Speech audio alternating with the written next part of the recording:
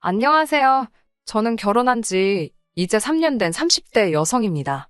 며느리 도리를 요구하는 시모와 남편 때문에 고생하다 화끈하게 끝내버린 제 이야기를 해볼까 합니다. 저는 고등학교를 졸업하자마자 백화점에서 일을 시작했습니다. 공부에는 흥미가 없었고 학교에 가지 않는다면 부모님께 손 벌리지 않는 게 맞다고 생각했기 때문이었어요. 다행히 저희 부모님은 언제나 제 결정과 선택을 존중해 주시는 분들이었기 때문에 가능한 일이었네요.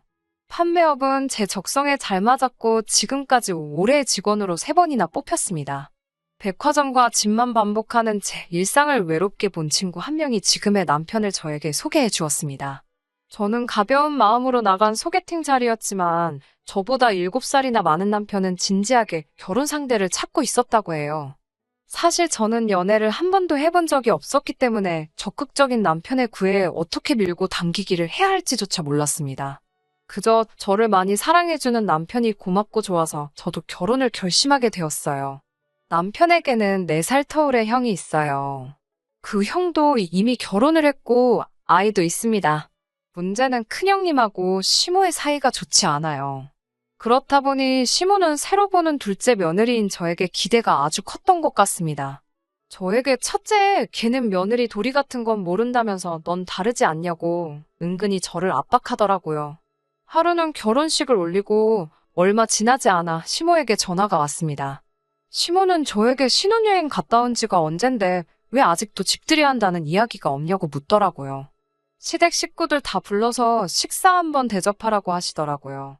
제 음식 솜씨도 한번 봐야겠다면서요.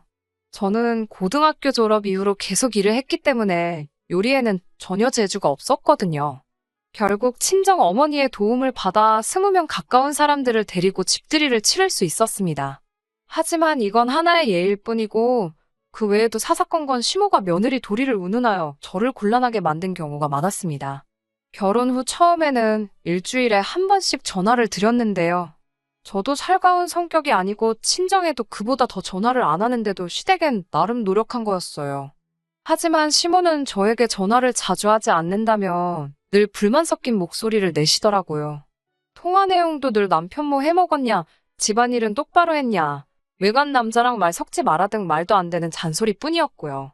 정작 저에 대한 이야기는 안중에도 없으셨습니다.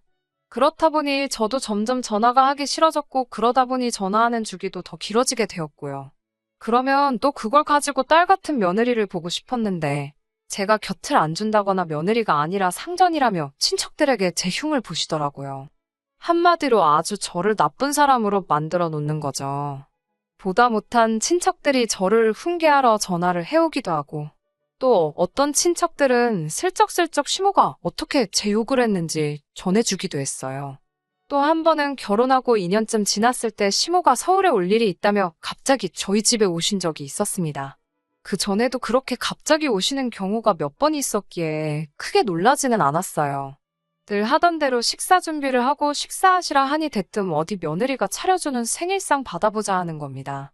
저는 너무 당황했어요. 그 다음 주가 시모의 생신인 건 알고 있었지만 이미 외식하기로 다 이야기가 된 상황이었거든요. 설마 시모가 볼 일이 있다는 핑계로 생일상을 받으러 저희 집에 직접 오실 줄은 생각도 못했기에 미역국 같은 건 준비하지도 못했거든요.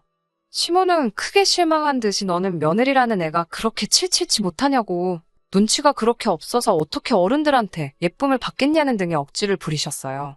지금 생각해보면 시모의 말에는 언제나 너는 내가 말하기 전에 왜 알아서 할 줄을 모르니라는 비난이 깔려 있었던 것 같아요.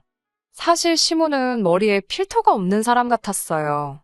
본인이 하고 싶은 말이 있으면 상대가 어떻게 받아들일지는 안중에도 없었습니다. 일단 말하고 보는 거예요. 자기가 설령 말 실수를 하더라도 절대 인정하지 않으십니다. 그 예로 작년에 친정의 도움을 받아 빌라 전세에서 작은 평수지만 아파트를 사서 이사를 갔습니다. 이사 간 날 저희 집에 온 시모는 창밖을 내다보더니 동네에 마당 있는 집이 한 개도 없네 라고 하시며 한 2년 정도 살고 돈 모아서 더 큰 집으로 이사 가라고 하더군요. 솔직한 말로 하나 보태준 것도 없으시면서 집 가지고 이러쿵저러쿵 하시는 게 썩 좋게 들리진 않았어요. 그래도 제가 웃으면서 대출이 얼만데 2년 있다 이사를 가냐고 말했어요. 그러자 시모는 그러면 너네 부자 아버지한테 가서 좀 도와달라고 그래라라고 하더라고요. 제가 너무 어이가 없어서 더 이상 아무 말도 하지 않았네요. 늘 대화가 이런 식이니 점점 더 말하기가 싫어지더라고요. 그러다 작년 추석과 올해 설을 기점으로 제 인내심이 완전히 폭발해버렸습니다. 작년 추석 황금 연휴에 성묘 갈 곳이 많다, 시댁 식구들한테 인사도 다 해야 된다며 거의 일주일 동안 저를 여기저기로 끌고 다니셨어요. 간신히 연휴 마지막 날 친정에 갈 수 있었지만 이미 몸이 녹초가 된 터라 피곤해서 잠만 자다 왔어요. 결국 집에 와서 남편과 대판 싸우게 되었습니다. 그런데 남편 입에서 연애 때는 상상도 못한 단어들이 쏟아져 나오더라고요. 저는 출가회인이고 이제 저는 한 집안의 며느리로서 며느리 도리를 하는 게 제일 중요한 일이라고요. 며느리이기 때문에 시댁일을 챙기다 보면 친정에 못 갈 수도 있는 거라면서요. 정말 연애할 땐 이런 기색을 손톱만큼도 못 느꼈는데 이렇게 본색을 드러내는구나 싶더라고요. 하지만 며칠 지나지 않아 결국 남편이 사과하길래 앞으로는 명절 당일에 시댁에 들려 아침을 먹고 적어도 저녁은 친정에서 먹는 걸로 합의했어요. 지난 설은 그렇게 합의를 하고 처음 맞이하는 명절이었어요. 설 연휴가 다가오자 남편이 달력을 들고 오더니 이번 연휴는 차도 막힐 것 같고 이러면서 양쪽 다 가기는 힘들겠지라며 밑밥을 깔더라고요. 그러면서 새해 첫 명절이고 상황도 빠듯하니까 이번에는 그냥 시댁에서 연휴를 보내자고 하더라고요. 친정에는 다른 때 가자면서요. 저랑 한 약속은 안중에도 없고 실실 능구렁이처럼 행동하는 남편의 모습에 화도 나고 분하더라고요. 당신 마음대로 하라고 쏘아붙이고 방으로 들어와 방문을 틀어 잠그고 이불 속에서 엉엉 울었어요. 이게 남편의 계획인지 시부모의 계획인지 궁금했습니다. 하지만 씨는 저의 편이더라고요. 다음 날 출근하니 제가 이달의 우수 사원으로 뽑혀서 현지 매장 탐사의 기회를 얻은 거였죠. 그리하여 저는 설 연휴가 시작되는 날 미국으로 떠나고 설 연휴가 끝나는 날 한국으로 돌아오는 출장 스케줄이 잡혔습니다. 남편에게도 분명히 출장 간다고 얘기를 했고요. 출국 하루 전 열심히 짐을 싸고 있었지만 남편의 태도는 마치 제가 생쇼를 한다는 식이었어요. 그러던지 말던지 저는 다음날 새벽 남편이 일어나기도 전에 공항으로 향했습니다. 출국 직전에 누가 봐도 인천공항이구나 싶은 배경으로 인증사진 찍고 비행기 티켓도 찍어서 보냈습니다. 그제야 남편은 제가 연기를 한 게 아니라는 걸 알았는지 전화가 오고 난리가 났더라고요. 저는 그냥 전화를 꺼버렸습니다. 어차피 비행기 안에서는 핸드폰이 터지지도 않으니깐요. 10시간 넘는 비행 끝에 미국에 도착해서 전원을 켜니 남편에게 여러 통의 연락이 와 있었습니다. 그리고 그중에 이혼 어쩌고가 있더라고요. 네가 며느리가 맞냐? 도대체 개념은 어디다 팔아먹은 거냐? 그 문자들을 딱 보는 순간 마음속에 단 하나 남아있던 작은 불씨가 꺼지는 것 같았습니다. 지금까지 나와 한 입을 덮고 산 남자가 이런 쪼다라는 게 믿겨지지가 않더라고요.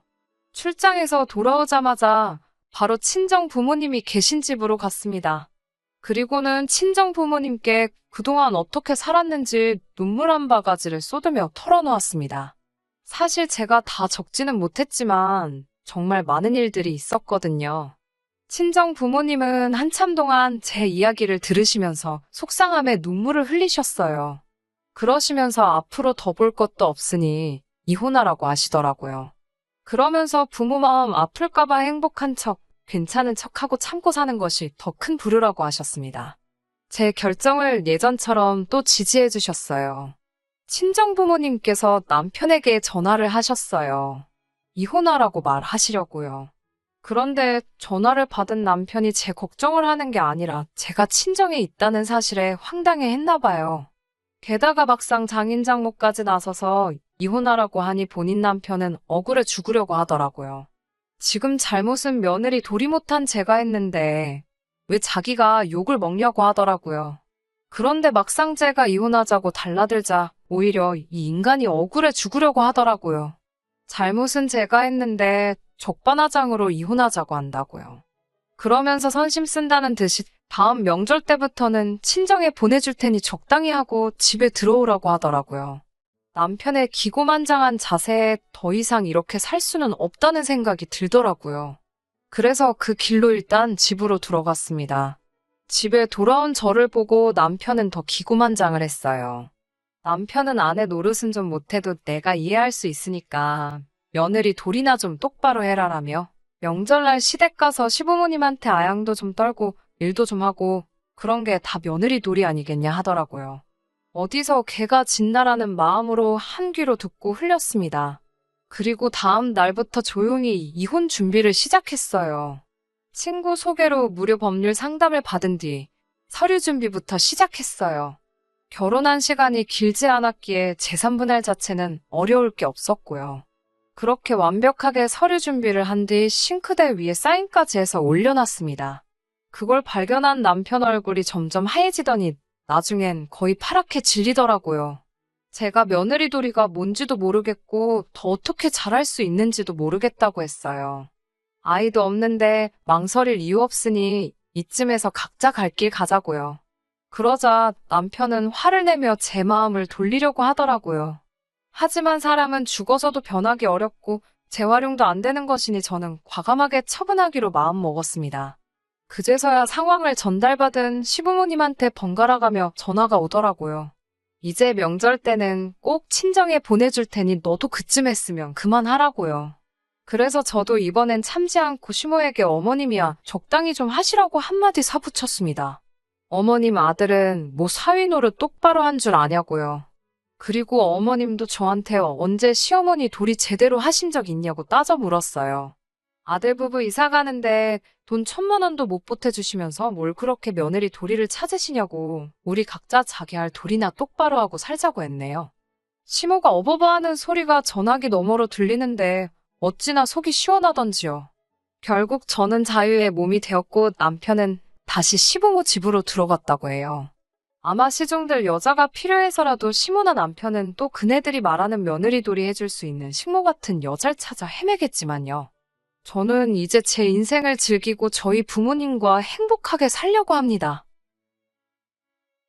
끝까지 들어주셔서 감사합니다. 오늘의 사연은 여기까지입니다. 구독과 좋아요, 알람 설정 부탁드리고 더 좋은 사연으로 다시 찾아뵙겠습니다. 감사합니다.